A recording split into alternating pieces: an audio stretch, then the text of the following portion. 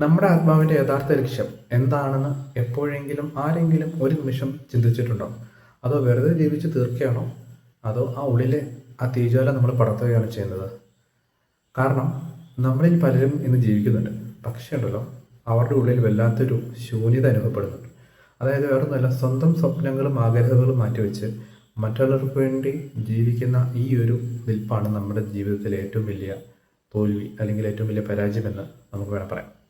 അപ്പോൾ ഇതിനെയാണ് നമ്മൾ റൂഹ് ഹയാത്തി, അതായത് വേറൊന്നുമല്ല സോൾ ഓഫ് മൈ ലൈഫ് എന്ന് വിളിക്കുന്നത്. പ്രപഞ്ചം നമ്മുടെ ഉള്ളിൽ തന്ന ആന്തരിക സത്യമാണിത്. അപ്പോൾ ഇതിന് ഒരു ഉദാഹരണത്തിൽ കൂടെ നമുക്ക് നോക്കാം. വേറെ ആരും എങ്ങും പോണ്ട, നമ്മുടെ മുൻ രാഷ്ട്രപതിയായിരുന്ന ഡോക്ടർ APJ അബ്ദുൽ കലാം. അദ്ദേഹം രാമേശ്വരത്ത് പത്രം വിറ്റുകൊണ്ട് നടന്നിരുന്ന കൊച്ചു പയ്യനായിരുന്നു. അവിടെ നിന്നും അദ്ദേഹം ഇന്ത്യയുടെ മിസൈൽ മാൻ ആയതും രാഷ്ട്രപതി ആയതും തൻ്റെ ഉള്ളിലെ ഈ റൂഹ് ഹയാത്തി തിരിച്ചറിഞ്ഞതിന് മാത്രമാണ്.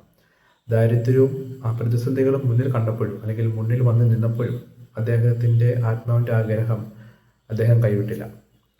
സ്വന്തം പാഷനെ കെട്ടിപ്പുണർന്ന് ഉള്ളിലെ ആത്മാവിൻ്റെ ശബ്ദം തിരിച്ചറിഞ്ഞ് അല്ലെങ്കിൽ കേട്ട് നമ്മൾ മുന്നോട്ട് കുതിക്കുകയാണെങ്കിൽ നമ്മുടെ ജീവിതം മറ്റുള്ളവർക്ക് വലിയൊരു ഇൻസ്പിറേഷനായിട്ട് മാറാം.